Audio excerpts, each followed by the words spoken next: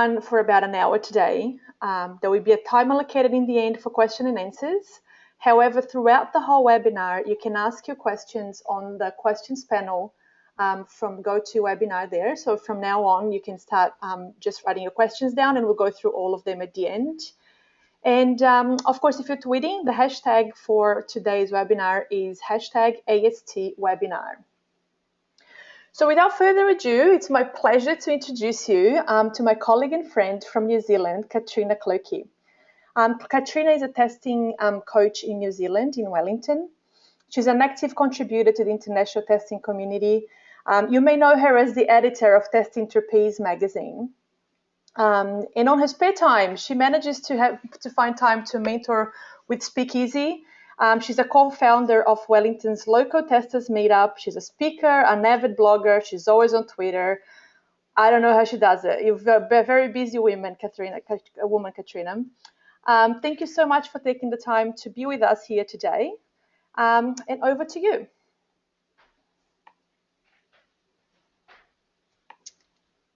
Cool. Okay, thanks, Ali, for the great introduction and for inviting me to speak today on behalf of AST. My pleasure. So let me just get my things sorted out. Cool.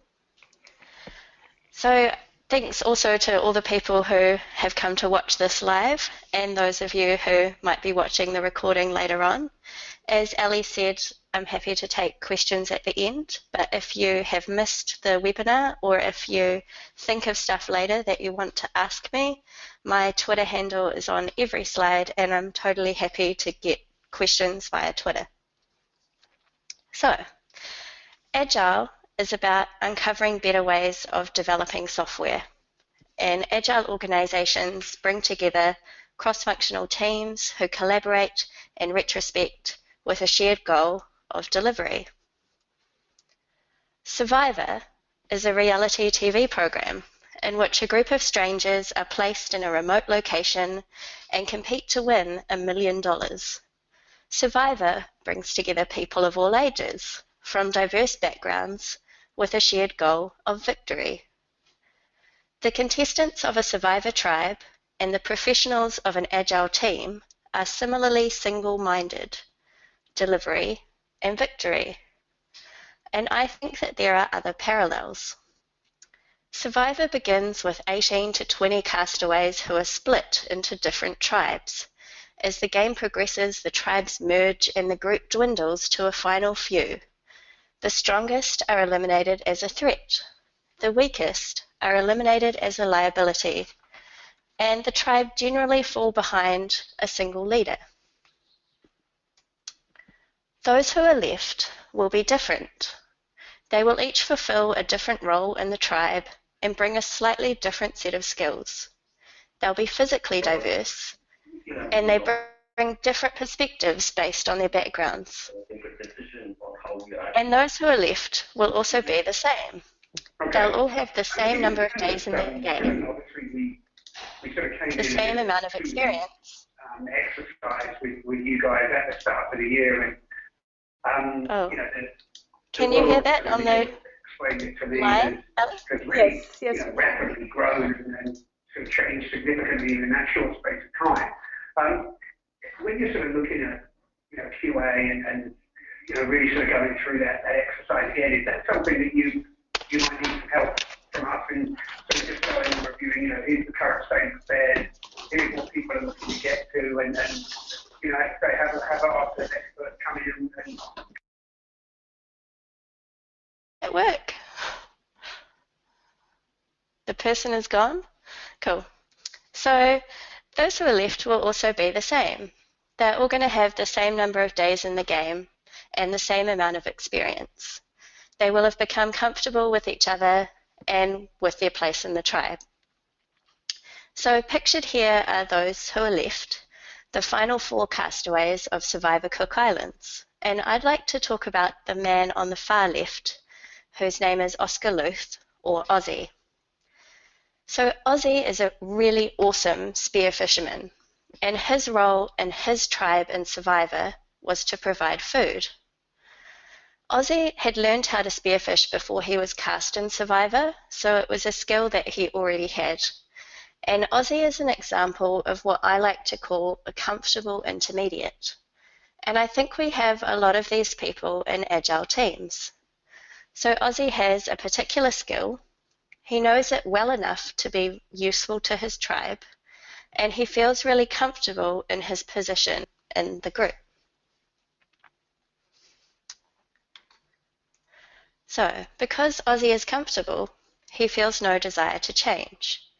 He can spearfish well enough, so why would he work to become better at spearfishing? Ozzy doesn't have any personal motivation to improve his skills. In Survivor, there's a regular retrospective.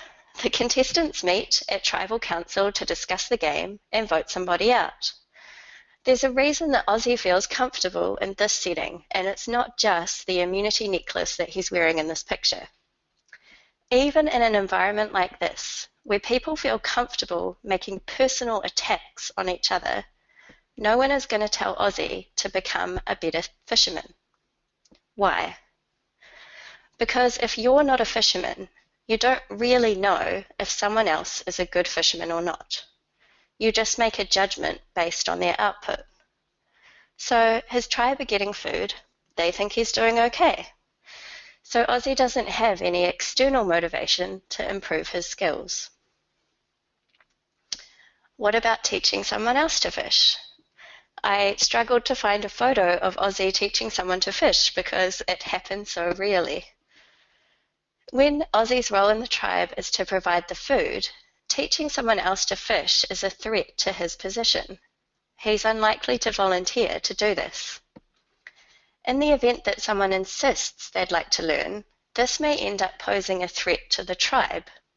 So as an example, in Survivor Cook Islands, a guy called Jonathan wanted to learn to fish, ultimately so that they could vote Ozzy off the game.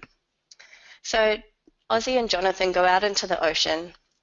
Jonathan attempts to catch a fish and ends up throwing away the entire spear, which went out into deep water and could not be recovered. So the end result is that the tribe has half their fishing equipment and half their normal amount of food. So Ozzy doesn't have any reason to motivate others to learn what he knows.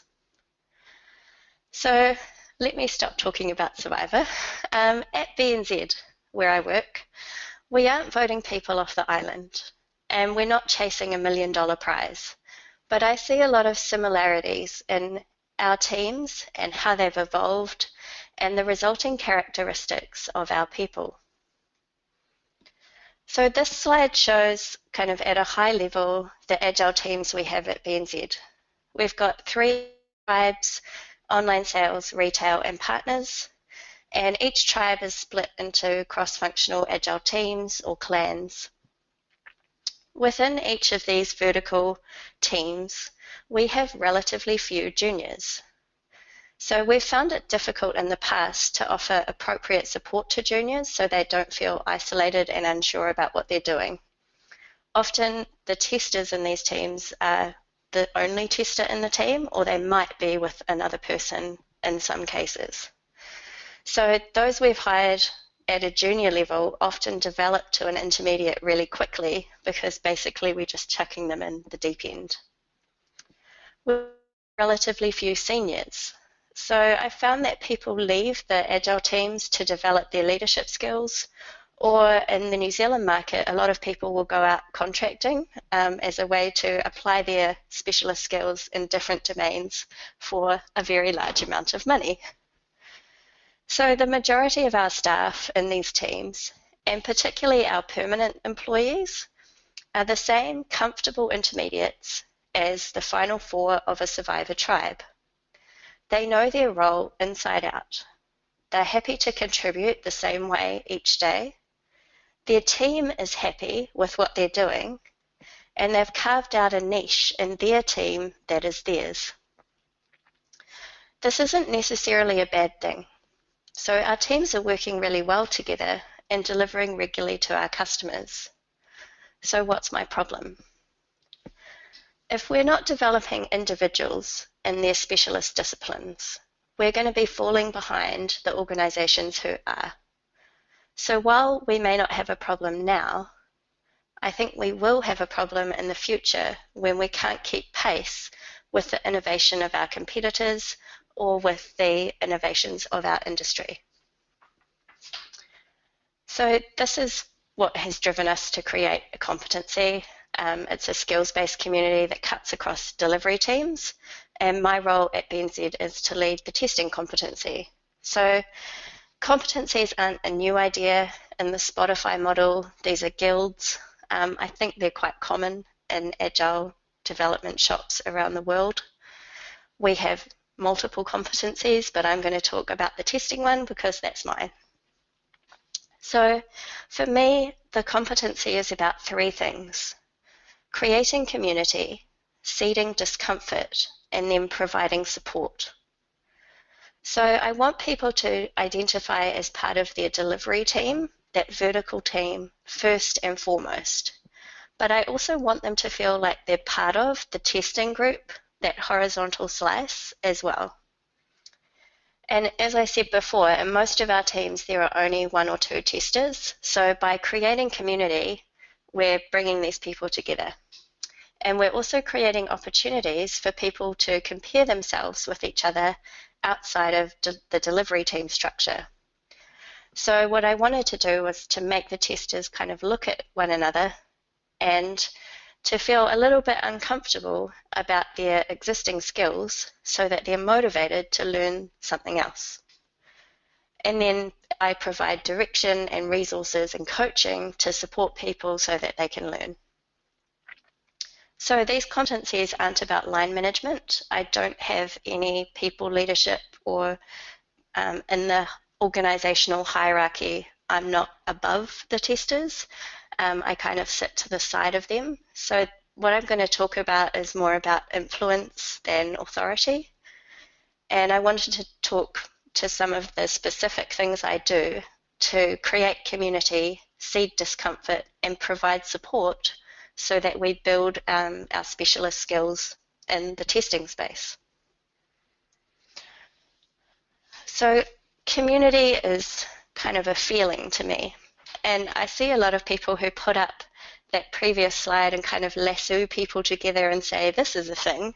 But you can't just make people a community. Like, you have to put some work in. It takes time for a group of people to connect and to develop an identity. And I don't think you can force that through kind of a loop around the organizational chart as much as you might want to. So there are a few different things I've done to create community, and I think they're more about creating the framework and the opportunities for people to connect and develop relationships in. So because I can't move the testers into a test team, nor would I want to do that, I thought it was really important to have a physical presence for the testing competency on our floor.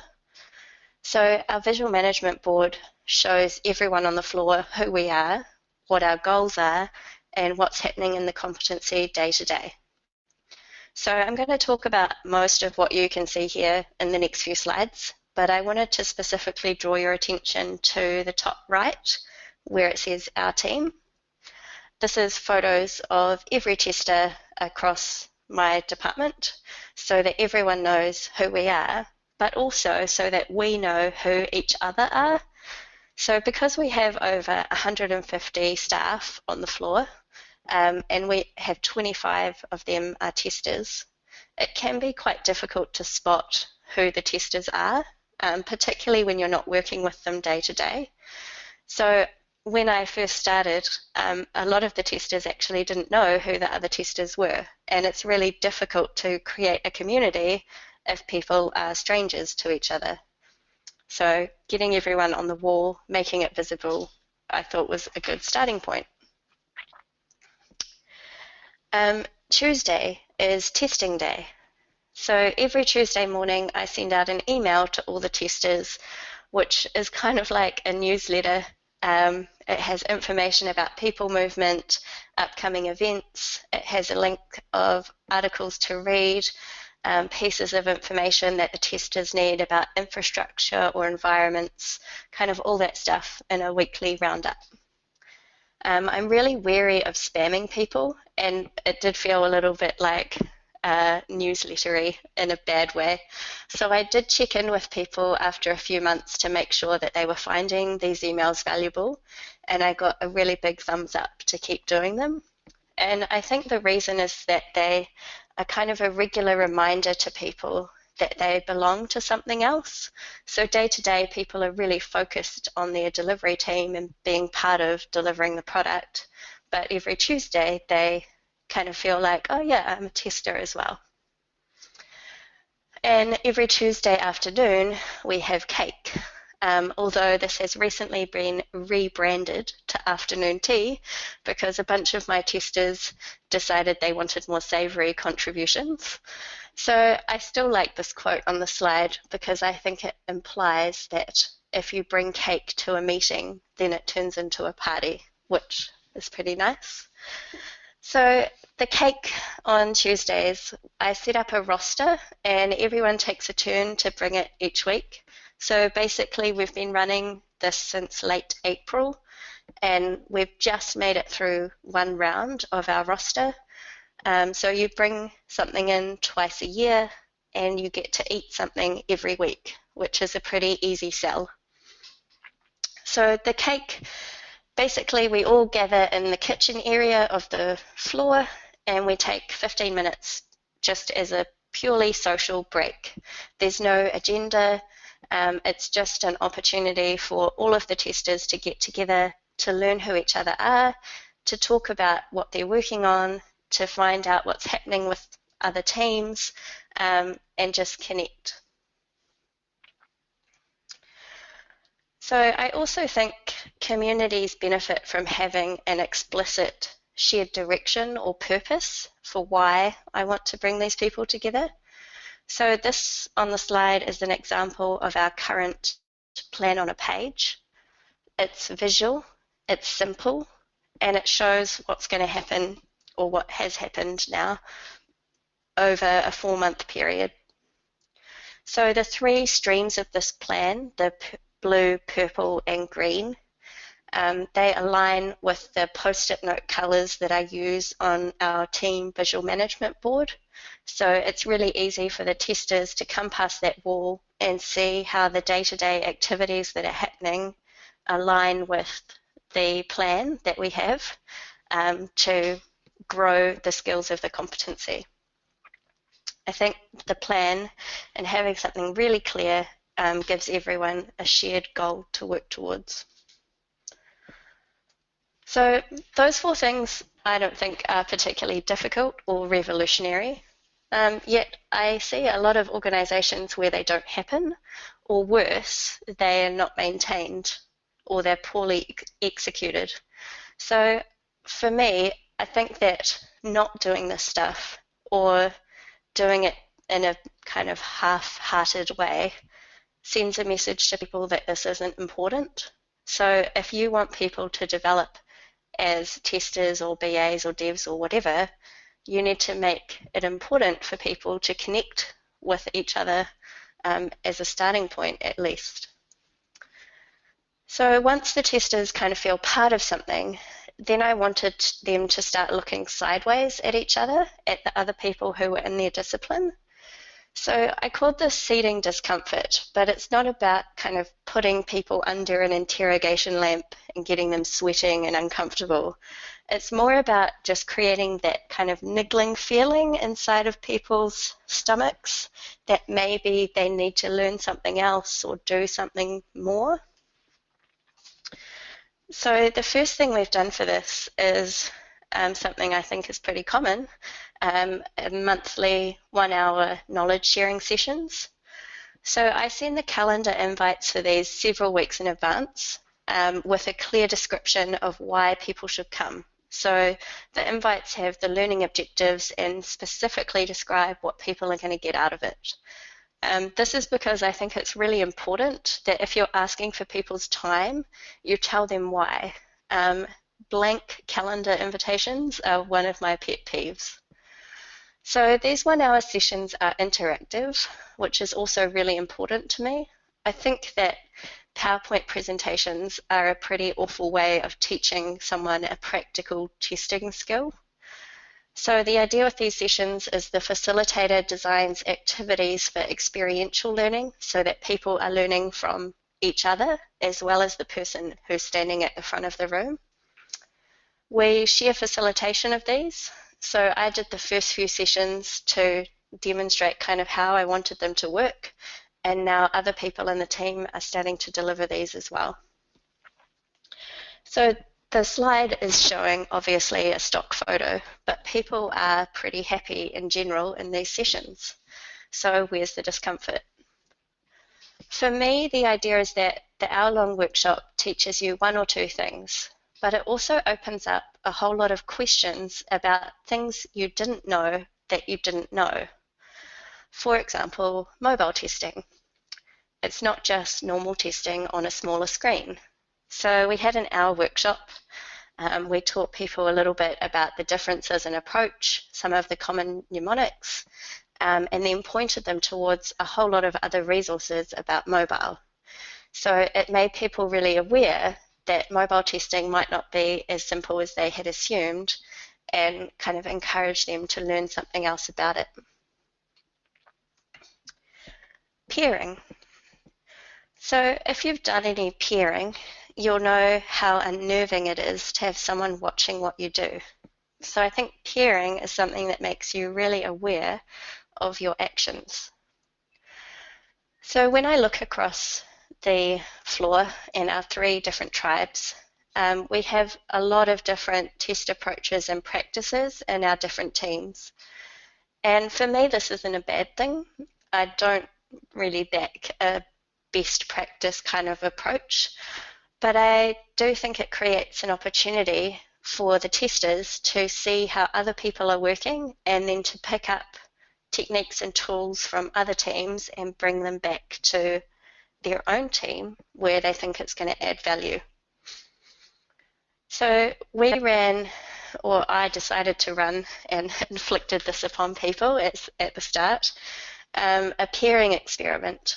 So through June, July and August of this year, we set up to run 3 iterations that were a month each. And this diagram shows how the peering experiment would work for a fictional tester called Sandy, who works in Project A. So the idea is that Sandy gets assigned a partner from a different team on the floor. In week 1, he comes to her project and they work together. In week 2, she goes to his project and vice versa. At the end of the month, I muddle up all the pairs again and Sandy gets a new partner from a different team and they repeat the same thing. So the peering sessions were proposed to be an hour long. The idea was that the person visiting got a brief introduction to the task and some context about the project that the team was working on via a quick overview on the visual management board, which is the first image in my little graphic. Then they would observe the person testing for 20 minutes, ask questions to clarify their understanding of the product and the process. Then I wanted them to get hands-on, so the visitor would take control of the person's work and do some testing under guidance of the person who belonged in the team. And then finally there'd be a debrief where they'd raise their bugs, complete their documentation, all that kind of stuff. So all of the testers received the visual that you see on this slide, and the bottom half where there's a whole lot of questions were to emphasize that I really wanted people to be talking to each other and that communication was really important for peering to be effective.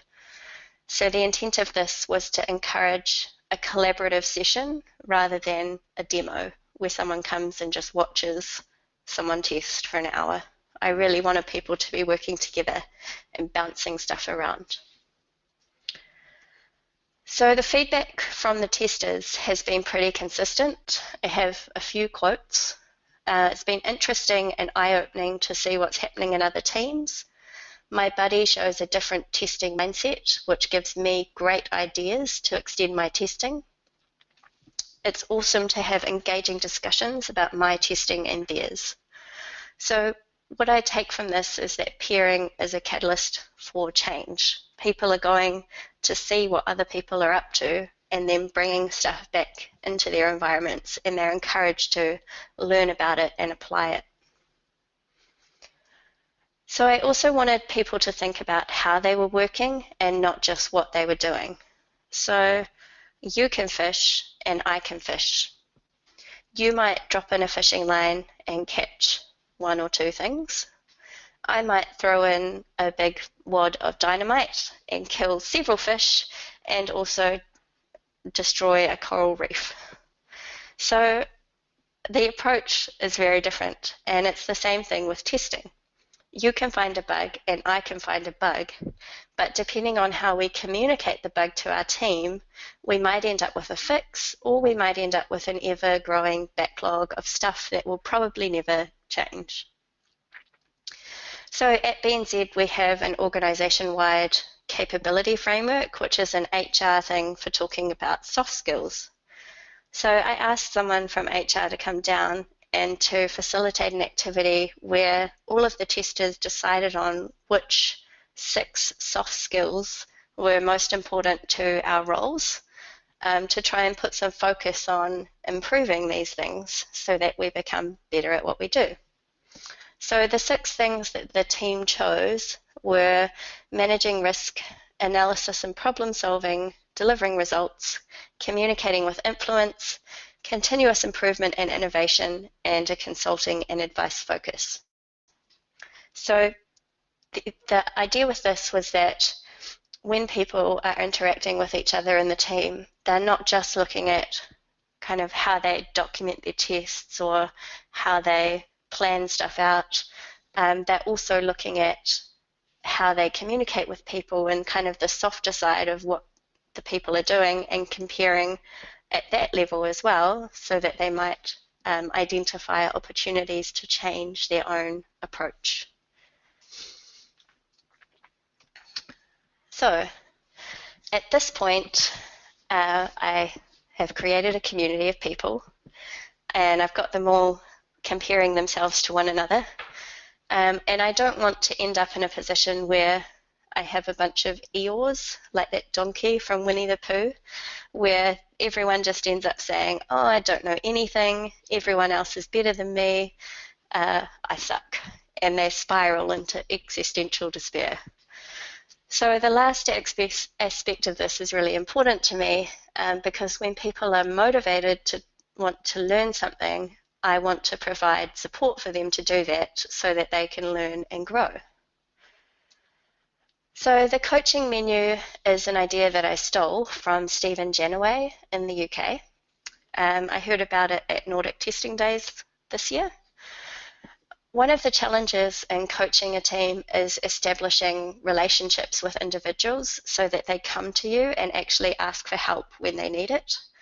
And the coaching menu was a solution that Stephen's company used to advertise what was on offer from their coaches. So what you see on the slide is a poster version of our menu. I also printed coaching menu brochures for every tester on the floor, and there's a copy of this on our visual management wall as well. So the menu contains personal development services, ways that I can help people create and maintain their automation, and ways I can help people work together and get testing to be kind of shared by the team. So I haven't had many people come and order from the menu. I actually have had one, which is kind of surprising, who came to my desk and like literally ordered from the menu. But what I think this has done is really helped clarify to people what I can help with, and has set the expectation that I'm approachable and that I want people to come and ask me about this kind of stuff. So within digital, most of the team have a thing called Flight Club on a Friday afternoon, which is basically a period of time for personal development, innovation, and improvement. So most people take advantage of this time, but it's sometimes questionable to me whether the activities that they're doing are serving any broader purpose. So I decided to create a thing that I call pathways, which are to help support people in their own professional development. So the idea of these is that, say, a tester is feeling a little bit uncomfortable, they want to learn more in an area, they set a goal in their development plan for the next 12 months, something like, I'm going to learn more about the challenges of mobile testing and get some hands-on experience testing our BNZ mobile applications. And then they use the pathway as a tool to help them on that journey. So each pathway is broken into steps, which you can see on the slide, and each step has a bunch of links to articles and presentations, and then an exercise so that people apply what they've read and what they've learned. So there are 5 pathways now: mobile testing, accessibility and usability testing, API web services and microservices testing, continuous delivery testing, and security testing. All of these are available public versions on my blog, and my intent with releasing them into the wild was that people would help me improve them by offering their suggestions for what else might go into this. So in November, I held an internal testing conference. The idea of this was to bring together, we actually have over 60 testers across the BNZ in Wellington, and we're all spread out across 4 different departments. And so similar to the situation when I arrived in my area, people just don't know who the other testers are. So this conference, we had 5 people from BNZ speak, and we also had 13 external speakers come in, and they covered topics like automation, mobile testing, continuous delivery, user experience, and a whole lot of other stuff. This event was a way to bring new ideas into the bank, but also to create a wider support network for my team so that they knew who the other testers were, what areas those people were working in, and also they could connect with people from outside the bank and find out about what was happening locally, nationally, internationally. So for me, reading about an idea or watching a video is entirely different to having the opportunity to actually meet someone and discuss what they're doing and their perspective on a problem. So, Ozzy was an exceptional spear fisherman, but he was also the only hunter in his tribe. So what if he'd been part of a hunting competency? Perhaps Ozzy would have seen different techniques that would have made him question whether he could be doing things differently. If he'd been approached by a hunter from outside of his tribe who wanted to learn how to use the spearfishing equipment, perhaps Ozzy would have been happier to teach them. If his tribe had seen other hunters in the same environment, perhaps they would have started asking Ozzy to learn how to catch animals from the land or from the sky. So at BNZ, we have a really awesome group of testers, but my role as a coach is to help them let go of what they are now and become something even better. And I believe that to grow specialist skills in Agile teams, we need people to feel part of their discipline-based community. We want to see discomfort as a catalyst for change, and we want to provide support for people when they decide they're ready to learn and to grow. Thank you.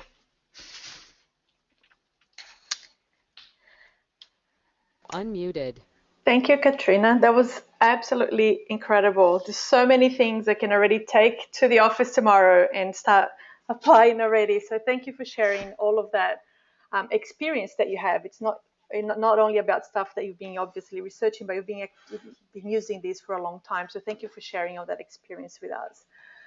Cool. I have lots of questions here from people. So let's start with. Someone's asking you, what is your role, your official role in the Bank of New Zealand? So my role is testing coach. The bank has recently created a practices team so we have 150 staff who are mostly in delivery teams. So the vertical structure that I showed earlier, we have 15 of those delivery teams, and the practices team all kind of run horizontal across that delivery structure to work on specialist skills, developing the way that and evolving the way that we work, that kind of stuff. So I'm one of 5 people. We also have 2 technical coaches and 2 practices coaches who are more focused on kind of business practices and agile practices. So my role is basically what I've talked about, to create the community and to get people to learn and to help them develop as testers. That's awesome. Do you also get a chance to test, to sit down and do testing as well, or you spend most of your time helping the community out? So I don't get the opportunity to test very often. When I do, it's usually in a peering scenario. So I do help quite a bit with the automation suites hands-on. I don't often get to test a story because I'm not part of the delivery team structure. So when I do get the opportunity to test, it's generally going and sitting with someone and doing kind of one of those 1-hour sessions that I showed, where they'll give me a bit of context, they'll show me how to test in this particular project. I might do a bit of hands-on, and then we'll talk about what they're doing. Great.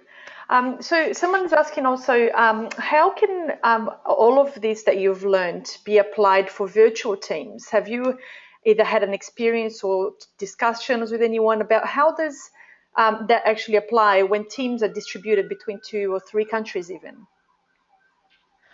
So I haven't had any personal experience with this, and I'm sure it's a lot more challenging. But I think probably the basic 3 things would still apply. You would just use different practices to try and achieve them. So if you want to create community in a distributed or virtual team, you would be using tools that allow you to do that. So chat channels or hangouts or video conferencing, that kind of stuff. And maybe you need to have a cake per location and set up a video link or something, I don't know.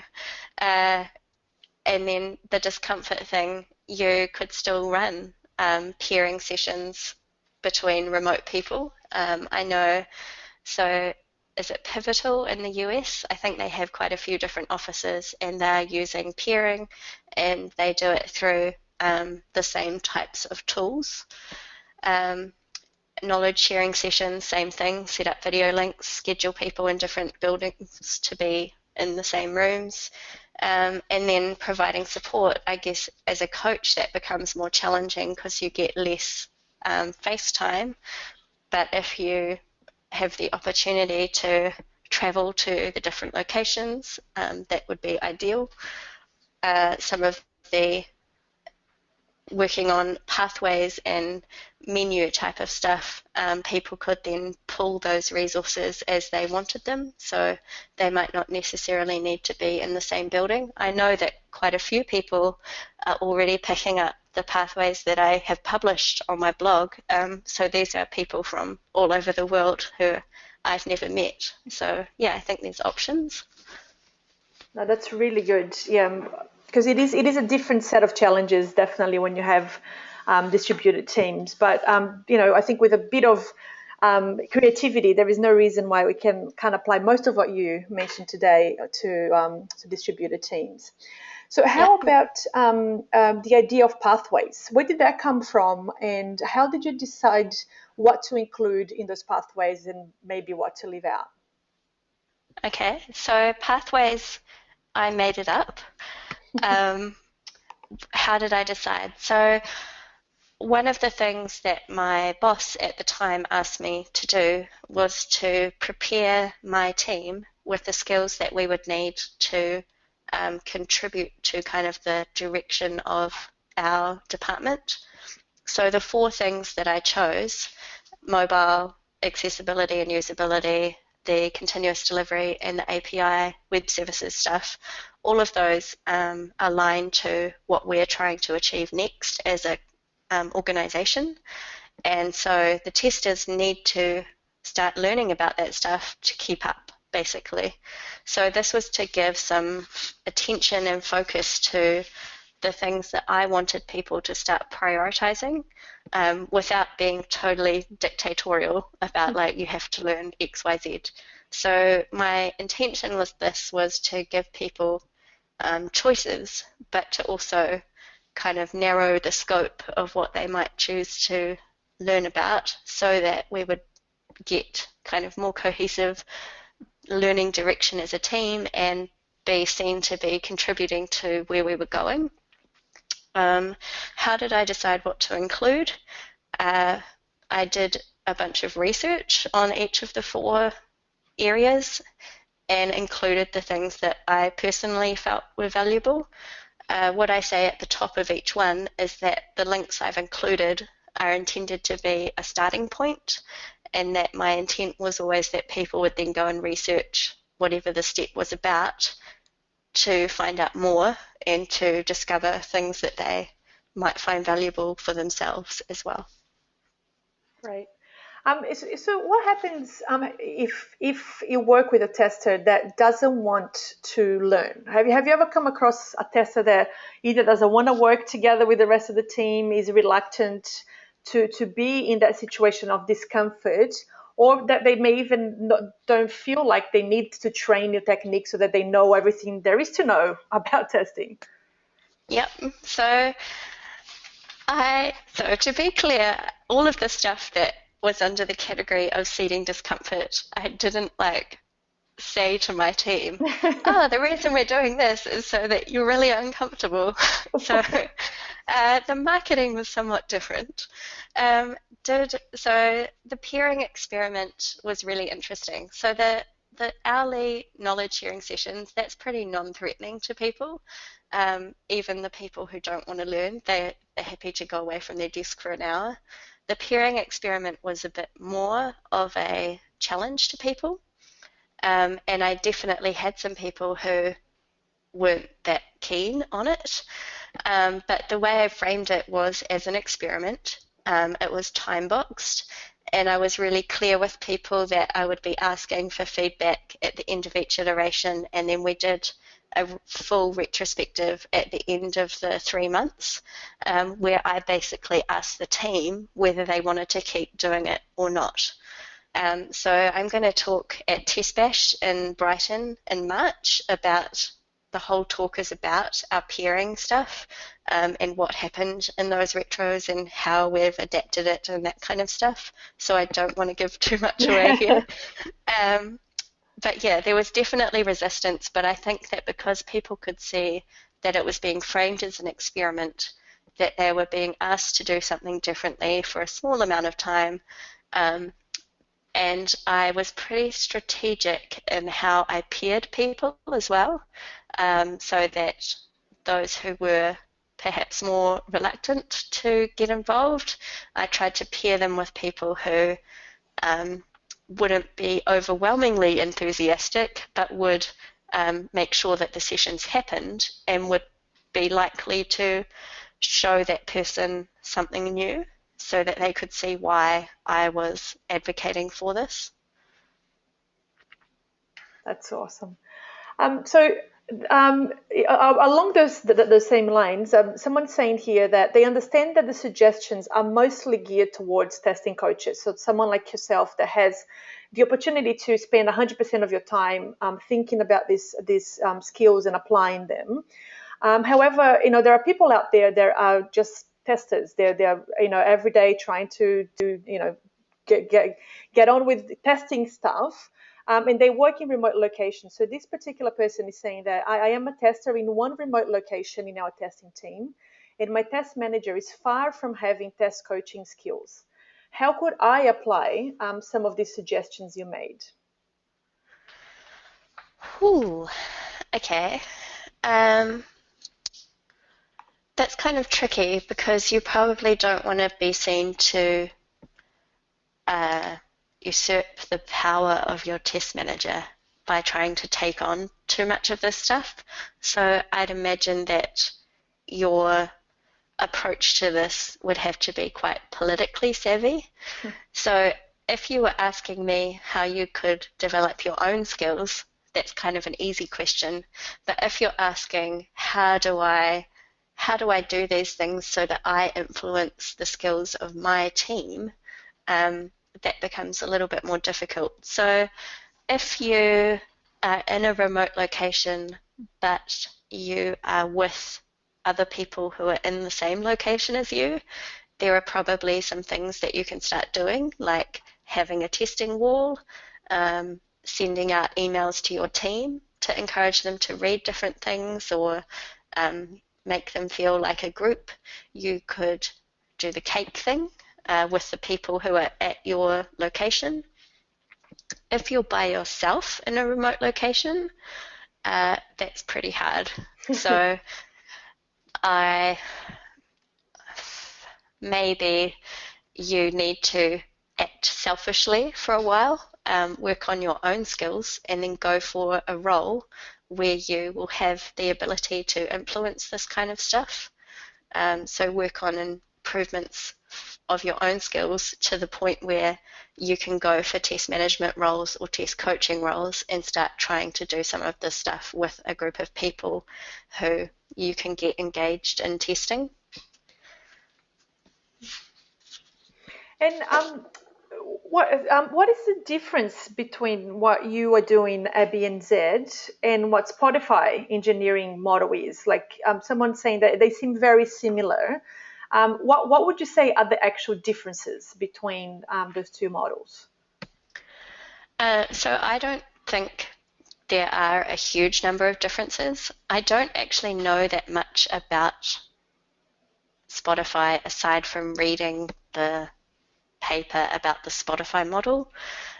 So I can't speak to the specific practices that they use to implement what they have in that structure.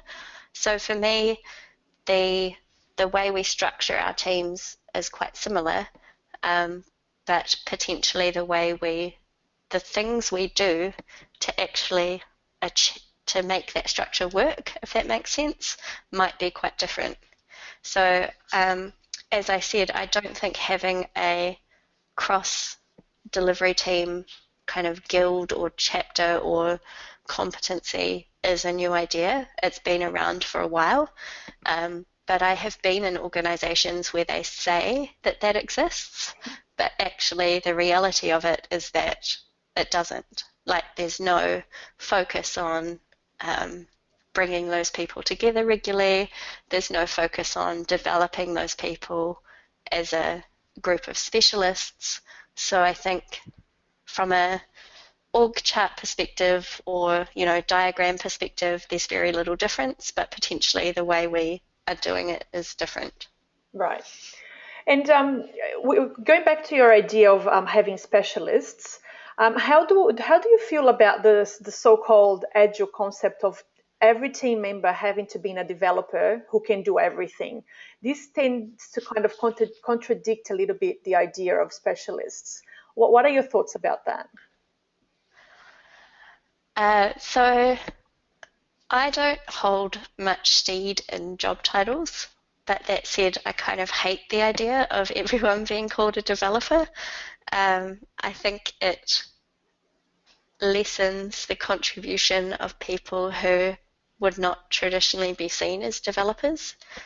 However, I also think it's really good for people to be open to contributing to tasks that might be outside of their role normally. So at the recent KWST conference, we talked about a thing called elastic role boundaries in Agile teams, and I wrote a post about that, and there's a slide deck that kind of shows how we think that Agile roles kind of work in reality.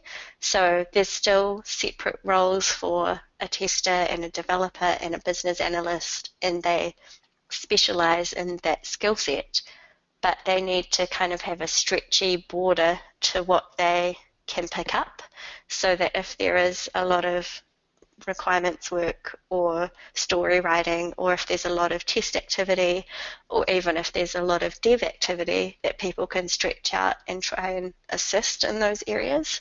So I think the intent of labeling everyone as a developer was to try and stop people from siloing themselves to specific types of tasks.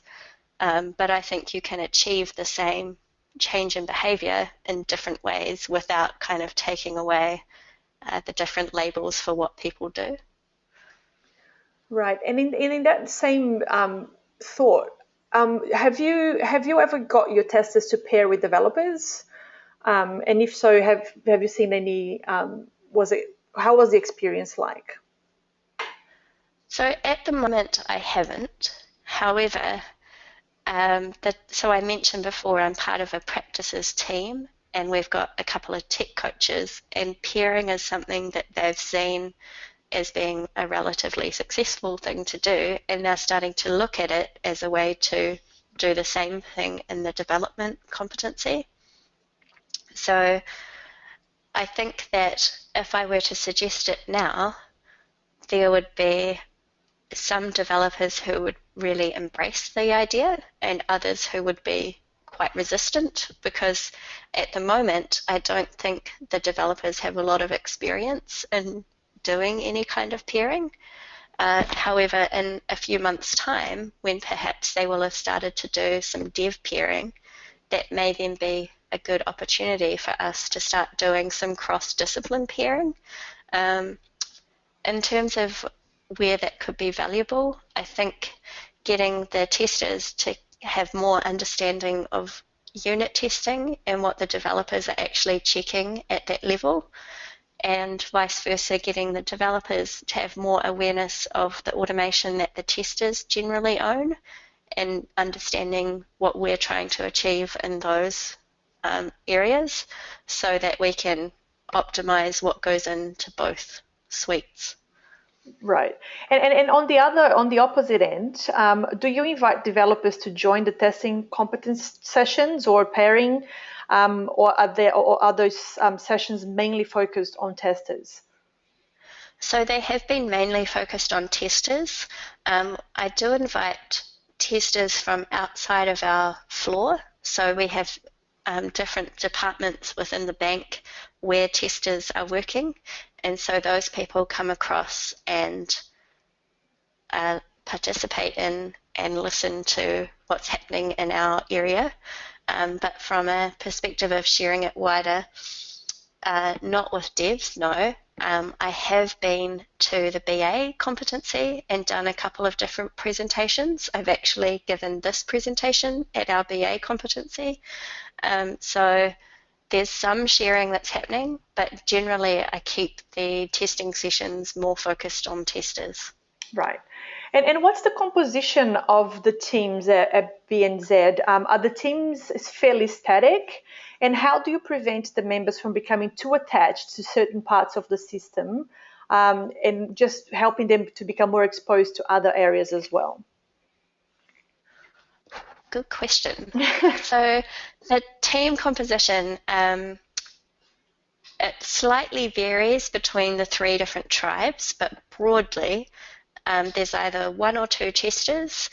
There's generally 2 to 4 developers, and those developers might be a mixture of front-end integration and host type of people. There's a BA, there's a business lead, and I think that's it. So our teams are generally 5 to 9 people.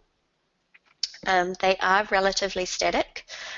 Generally, the team stays the same, and then the type of work coming through them will slightly alter. So it will be on the same platform set, but they might get to work on different areas of the products. How do I stop people getting too attached to their platform?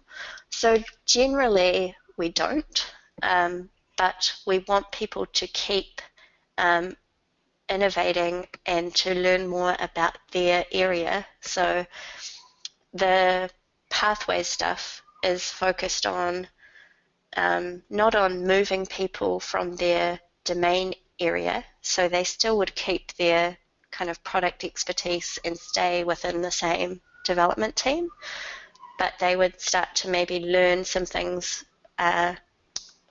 through a different lens almost. So like if I wanted to learn more about continuous delivery, that doesn't mean I'm going to switch the product that I'm working on, but it might mean that I start to structure my testing differently or advocate for different things with the developers or any number of things. So yeah, does that answer that? So the team structure, how we stop that, yeah, I think that covers what you wanted. Right.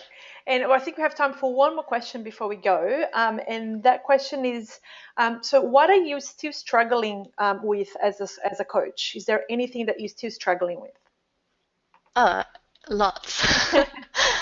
So one of my main things still, and it's getting better, is getting people to come to me, because I'm very wary of interfering with what people are doing and detracting from the time they need to spend in their delivery teams.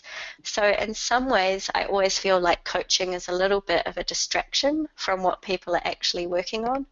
So for me, what continues to be a struggle is finding the balance of how much time I can demand from people and also to create the individual relationships so that people come to me when they do need extra help or if they want to ask me questions and that kind of stuff.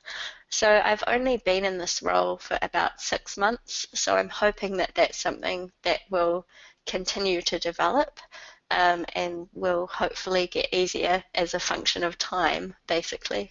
Yeah. That's great, Katrina. Thank you again so much for sharing with us today. Thanks everyone for attending this AST webinar as well. That's all we have time for this today. There is a few questions where we didn't have a chance to get through. However, I'll pass them on to Katrina and we'll get them answered either on Twitter or on a blog post. And thank you so much, everyone. I hope to see you on our next webinar. Goodbye. Thanks, Ellie. Thank you. Bye-bye.